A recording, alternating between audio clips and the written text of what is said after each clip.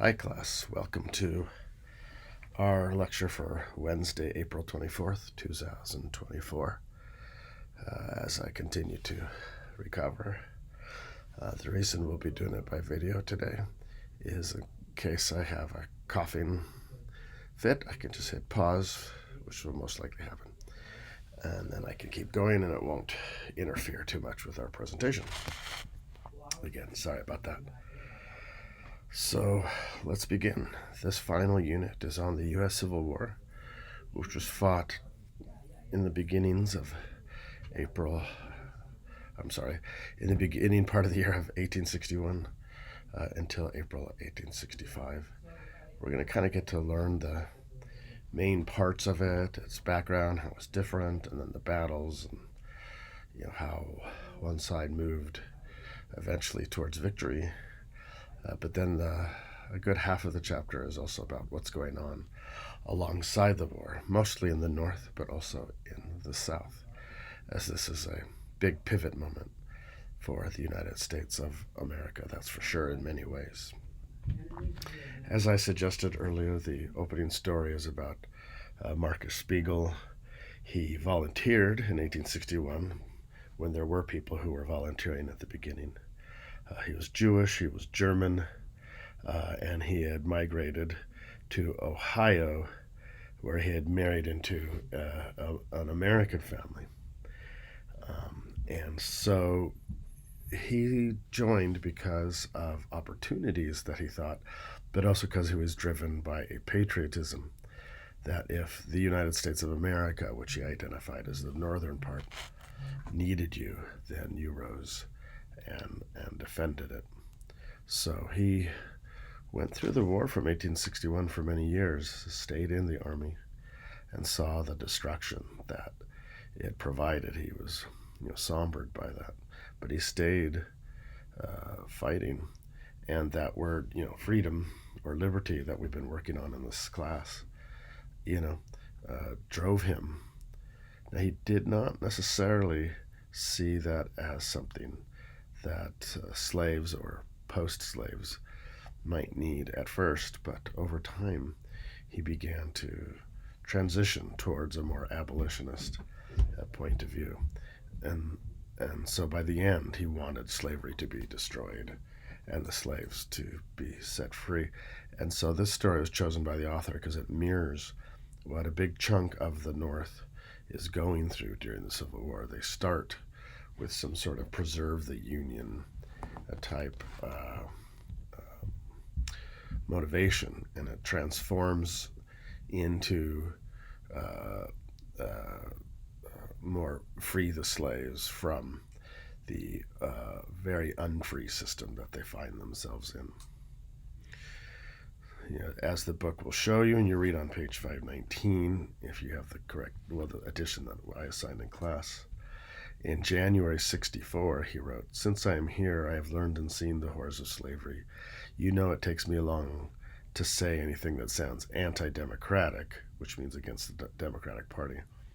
But never hereafter will I ever speak or vote in favor of slavery." So he transitioned from a Northern Democratic position, right? The North was full of that, and the Republican position, towards a Republican and then even an abolitionist, if not free soil, free labor position.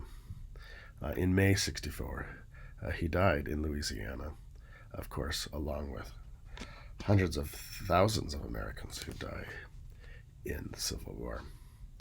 So our opening story is presented this way again to kind of mirror that we're going to be looking at more than the war, a transition of identity and understanding of who the United States is, especially by the North during the war.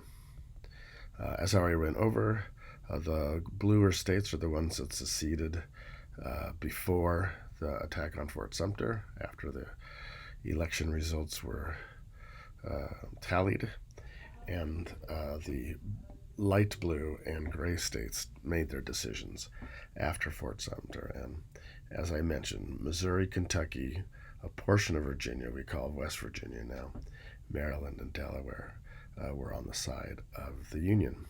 Also, something I already went over that starts to pick up in the book from 1519 to, I'm sorry, 519. It's a rough morning.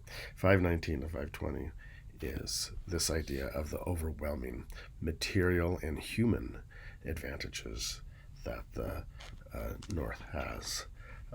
On the later pages, it reminds you that there are about, excuse me, 22 million people in the North versus 9 in the South. And of those 9, it says 3.5 million of them are slaves. So there's 5.5 million non-slaves. So if you don't use this, the slaves are involved in creating, the supplies for the war. They certainly won't be involved in the draft itself as it goes there. On the left, Jefferson Davis becomes the president of the Confederate States of America. They form a confederation between them. It's a little less centralized, much to Jefferson Davis's dismay, because that makes it harder to fight a war. But they had to set up everything anew, a new post office, a new government, and it was a tough place to be. In their documents, you will see very strongly that the defense of slavery, of their right to have slaves in their states and things like that, are very high up in what their documents legitimize their secession from the Union. And there's, of course, Abraham Lincoln on the other side, wanting to bring the Union back together and figure out this slavery thing in some other way. So the book will say, some call this the first modern war, and just, I do a lot of history around the world, and all sorts of wars will start to claim that about this time period, so I'll call it the first-ish modern war. And the reason this word is used is because of the deadlier weapons that are more mechanized, and we'll see what I mean by that, that the casualty rate was much higher than wars previously. And it's tied to this construction of industry, of artillery, and, as we're going to see down here in a bit, rifles that are going to be much more destructive. The North's advantages we went over. Both sides, after 1861, will turn to the draft to create the army units that they want. So again, that's kind of a modern way of fighting. The draft and making commoners, like farmers and shopkeepers and all this, do the fighting, had been relatively rare. At the Revolutionary War, we saw it in our assignment too, but this draft will go even further. And the technologies then also make this modern.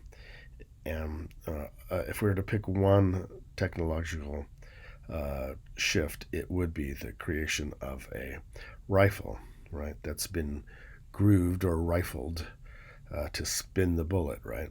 And this allows you greater distance and accuracy in your shot, up to about 600 yards, according to most.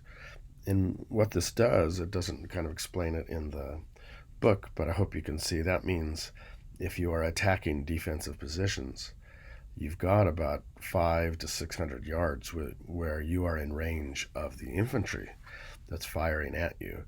And yeah, you can shoot at them, but you're moving.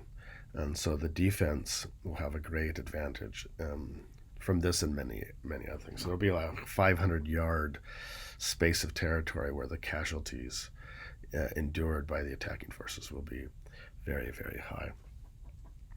As a modern war that's tied to industry with larger armies that are more deadly, the ability to supply your army also becomes very important. So not only are battlefield organizations important, but far beyond the battlefield, getting food and weaponry, even logistics of moving large numbers of troops around and where they'll be, will they be there at the right time? This becomes a big part of who will or will not win the Civil War. So it's just becoming much much more complicated. And the two initial strategies were that the Confederate States of America would depend on a defense, which was a position which made it easier. You didn't have to organize as much as those that were attacking and moving their forces into your area. And so they hoped to use defensive territory that they understood fairly well to their advantage, while the North understood it had superior numbers and people and war material, and hoped to use that.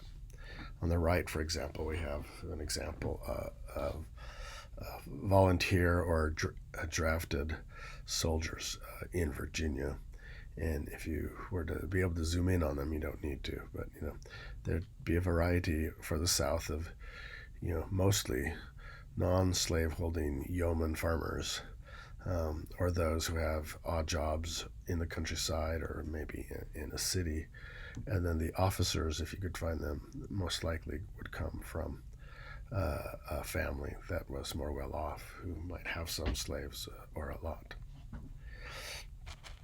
So the initial, again, this is just one more visual of how the initial approach of the North, and Scott was the kind of the overall commander, was that they would surround the South with a blockade, right, from shipping, and keep them from trading, and then kind of squeeze the life out of the South. So it would not be a full-on military assault as much as a strategic assault.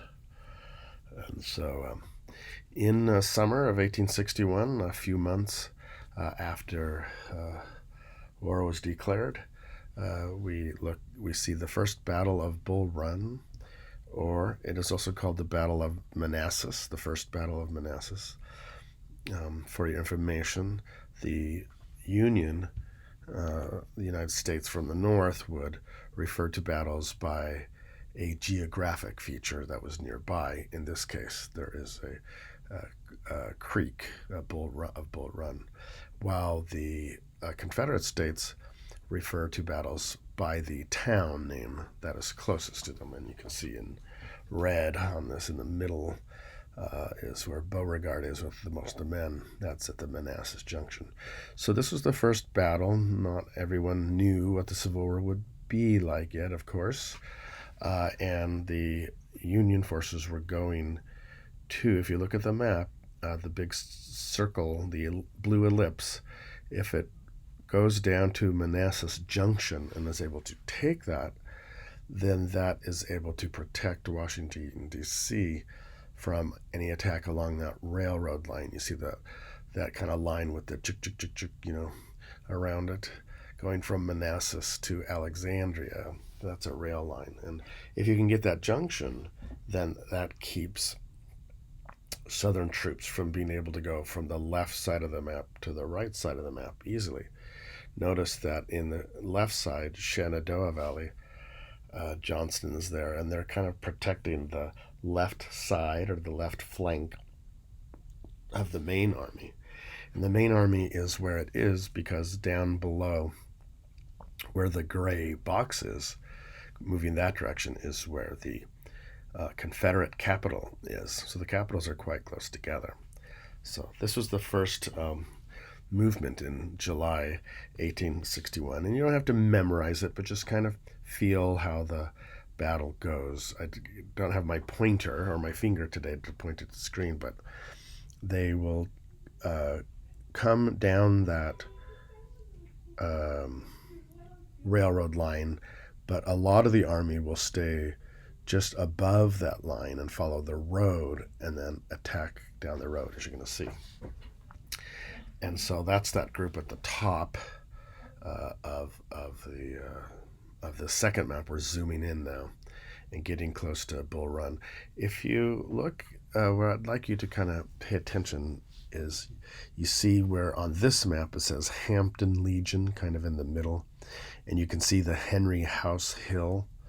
That's where the battle is going to be decided, but its first initial engagement is to the north of there, and the large number of Union forces coming down that way.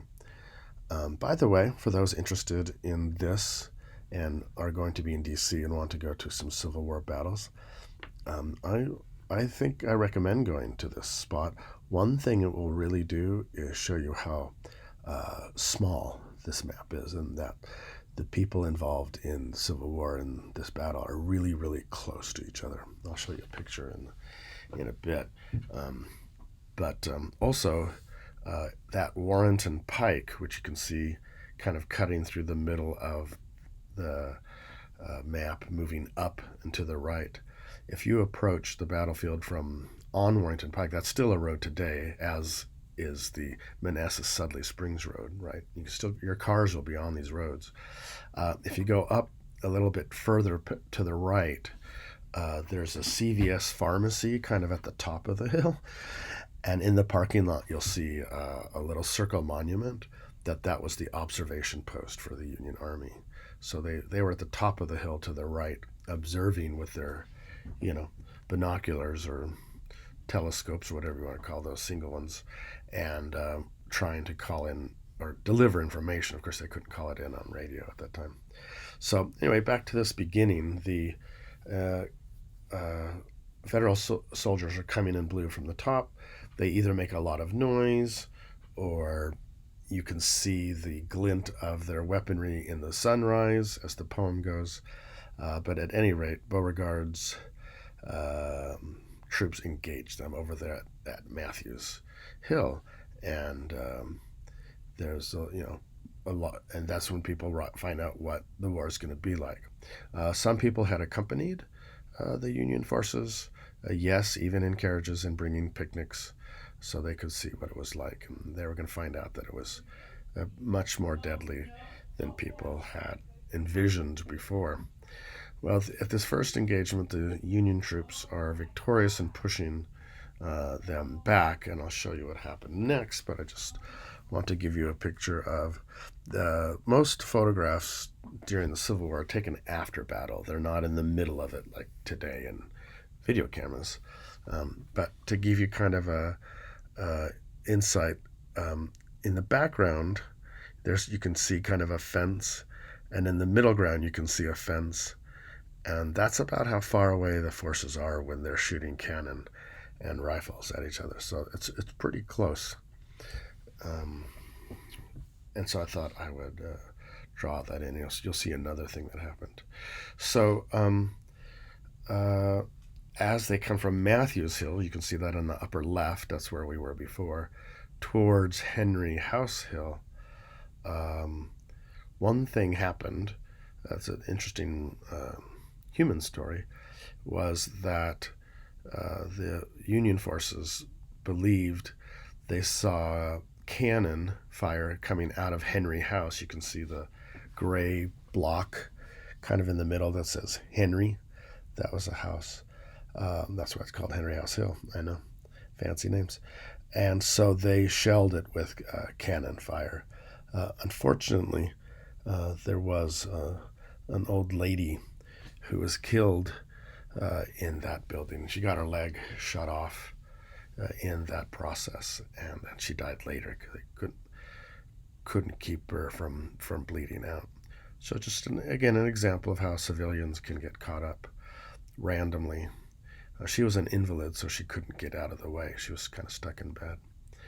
And here at the end of the battle, you see how close they two sides are, and it will be the red side that is victorious, especially because they begin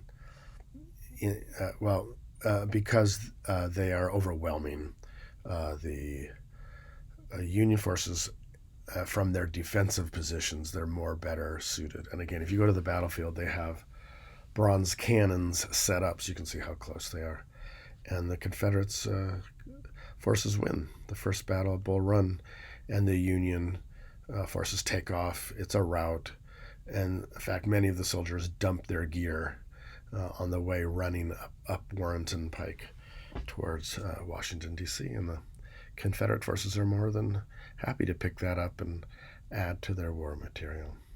Here's the Henry House after the battle, and of course, where the old lady did not make it. We're skipping in the book till one more year later, in August 1862. And there, very, very close, but not exactly, where the first battle of Bull Run, Manassas was fought, was a second. And this is really because the North is being cautious and does not want to overplay its hand. And the South is still maintaining this defensive position in Virginia with the main forces in the middle, a medium force in the Shenandoah Valley to cover their left that can come running into the middle when called upon, and then a force to the right or to the east that is kind of guarding them more by the ocean, by the Atlantic tide waters, we call it. And we're getting some help here, so hold on. Oh well. And at the second Battle of Bull Run, they're still fighting then over the Manassas Junction. And we'll show you some of the close-ups, but again, it will be a Confederacy victory. The Confederacy is able to defend itself in strong positions, call upon the Shenandoah group to arrive to overwhelm the attack, and then the Union will retreat. This time it's not quite a rout, and they don't throw all their gear away on their way back to Washington, D.C. Here's a picture after Bull Run, and again showing how defensive earth works. As you can see, this provides them with such an advantage. Don't think, yeah, I do actually. Lee and Longstreet are here. It will be Jackson, of course, Stonewall Jackson, if you want to call him that. That is the first defender. And if you look at the lower right side of this map, towards the middle, you'll see Henry House Hill and Matthews Hill, right? And so you can kind of see where we are. The difference now is the Confederates are on the upper left, defending downwards. And that is because they were able to find a railroad area that had been dug up. It hadn't been finished yet, but it provided them with the cover that they need. And so holding on there, and this is where the idea that Stonewall Jackson gets his name, well, there's a couple of explanations of what was actually said, but something along like, there's damn Jackson standing up there like a stone wall, right? Not giving up. So that's how he's going to get that name.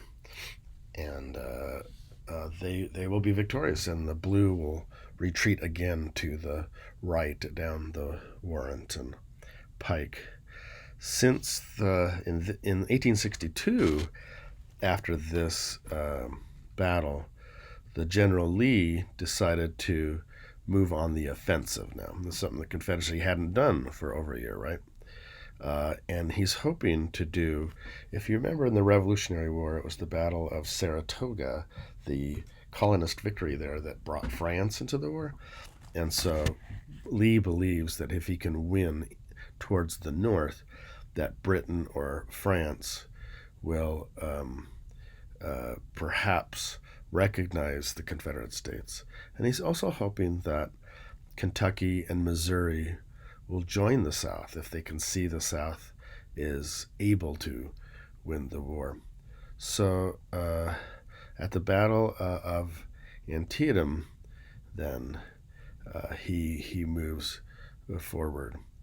And it's in Maryland, right north of the capital, Washington, D.C. And we'll kind of go through it just a little bit. And we won't be doing this for many more battles, just kind of see how they go.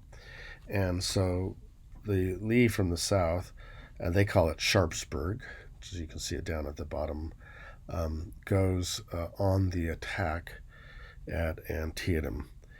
And it becomes a much more deadly affair than even the two Bull Runs.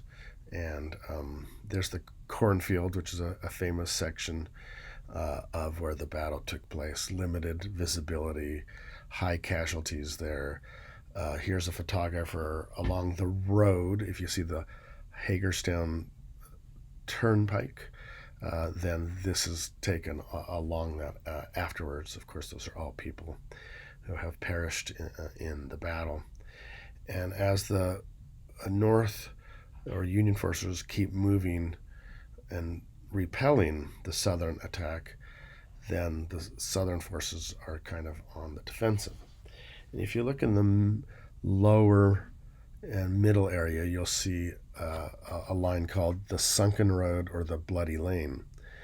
And this is an interesting moment. I can't act it out in front of you today, but if you can imagine that the red line there in the Sunken Road is very effective because they are lower down and have cover. And in the Civil War, the attacking forces are at a great disadvantage. And so for a long time at the Sunken Road, the Confederacy is able to inflict a lot of damage and death on the attacking forces. However, eventually, with all that life given, the Union forces are able to break into the road. And once they're able to do that, if you can kind of imagine, you could just turn left or right, and the other forces are very exposed now. They're not covered anymore. And so it did become an area of quite a bit of death on both sides, but especially of the Confederacy. So if you visit that site, you'll probably look at something like this today, preserving the Sunken Road or the Bloody Lane. But if you are a history nerd, this is more what it looked like in the day. Well, interestingly, in Antietam, after all of that, Lee and Jackson and Longstreet and their forces are able to kind of successfully re-push the Union forces back. And so it's pretty much a stalemate, though. Excuse me.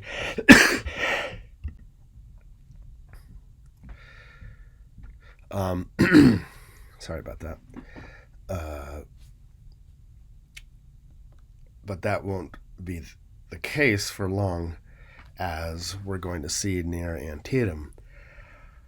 Lincoln starts to have the idea of using this semi-victory as a chance to kind of create propaganda or arguments that are going to link this war and its potential Union victory towards the abolition of slavery.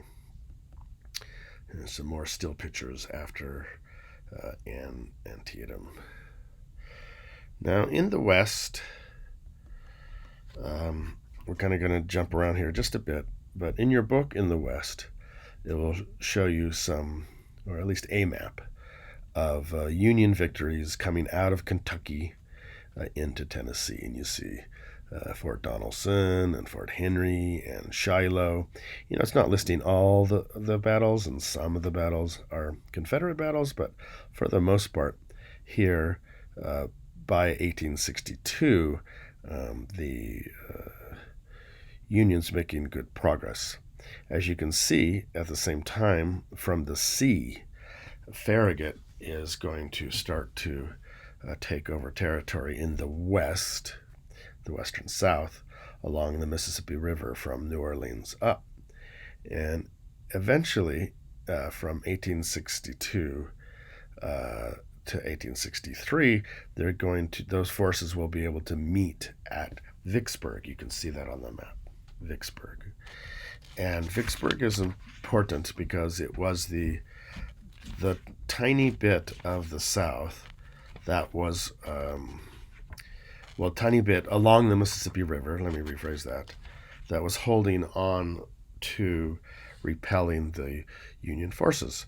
And that's because what it is a fort along the Mississippi River, where in the Mississippi River there's a long bend, and if you were to be an opposing ship trying to get around that bend, you would be in range of their guns for so long that you would be unable to get by it. So a lot of it that's why it's placed where it is. It's because of its long sweeping bend. And here you can see kind of a map of it as well. Well, in 1863, the Union forces had besieged it, so they had surrounded it for quite a long time, and eventually the fort ran out of the supplies it needed. It was fighting. There would be fighting from the land or surrounding the fort to the fort, not really from the river itself. But it was minor. It was just enough to keep each other at bay and starve out the Confederate army, which it did on July 4th, ironically, 1863. Vicksburg surrendered. And of course, not only is there a loss of the fort, but when you look at the map on 554, we've kind of jumped ahead for class today. You'll see that the Confederacy has now been cut in two parts. So Arkansas, Louisiana, and Texas are no longer connected to the rest of the Confederacy. And Tennessee's in big trouble because that's where the fighting was. And so the South is less able to trade with each other and fight as much of a unified force. And so this Vicksburg success by 63 starts to turn the tide of the Civil War. It's just one step in it, but it's a major step. That same year in Pennsylvania, the other turning point occurred on the eastern side. So in spring of 1863, Lee, as the strategist for the army, decided, like Antietam, to gamble on another invasion, to go north. We're not exactly sure what he thought he would achieve by this because it's not well written down, but it appears that he believed that if he could defeat the northern armies in their own territory, that would start to turn the tide and break down the morale of any allies of the North, and of course its own army. So at Gettysburg, Pennsylvania, in the first days of July, ironically just about as Vicksburg is going to give up, the Battle of Gettysburg occurred. And certainly one that people have heard of before, maybe haven't studied, but it is the largest battle ever fought in the Civil War, and I suppose the book says on the North American continent, in terms of people. And the Confederate forces now found themselves on the attack, and that's one of the interesting differences. And the Union was able to entrench themselves, especially on a hill. If you ever are able to watch the 90s Ted Turner 9-hour or something like that, Gettysburg movie, it's quite good, a little long, but you'll see that the ability of smaller, lesser-known officers in the Union to secure high ground for artillery does tend to tip the scale towards the Union. After 2 days of being able to dislodge the entrenched forces, then he decided to attack the center line in a very famous moment called Pickett's Charge. So he took the elite cavalry and marched across open space towards them. And artillery and rifle fire met them in the middle. Don't forget there's a deadly zone before you can get to your opponents, and that's a key difference in the Civil War from before. And over half of this very expensive, very elite cavalry were cut down on that afternoon. And they quickly, when that did not work, began to retreat from Pennsylvania. And so it's July 1863 where we're going to end where we are today in class. The tide has turned in Vicksburg and Gettysburg. It's been building towards this Still, of course, if Lee hadn't attacked, we'll never know, because they had been defending the middle pretty good so far. And when we come back to class, and hopefully I will be able to feel sano, healthy enough. Sorry, I'm thinking in Spanish. What we'll begin to do is look at the military part of what's going on, and we'll look at emancipation of slaves on the horizon, and how the war is kind of transforming the North and the South, which the book is calling the Second American Revolution. And so we'll pick it up there in class on Friday. Thanks for being understanding, and I'm, again, as your professor, sorry that I've got so sick here right towards the end of class, but luckily we have technologies where we can work around this, and so you can successfully end the class. And yeah, so see you in class on Friday. Please tell other students that it's time to watch this and get this done before Friday's class. So for Friday again, the Road to Emancipation and the Second American Revolution are the subsections of Chapter 14 that we'll be concentrating on. See you soon.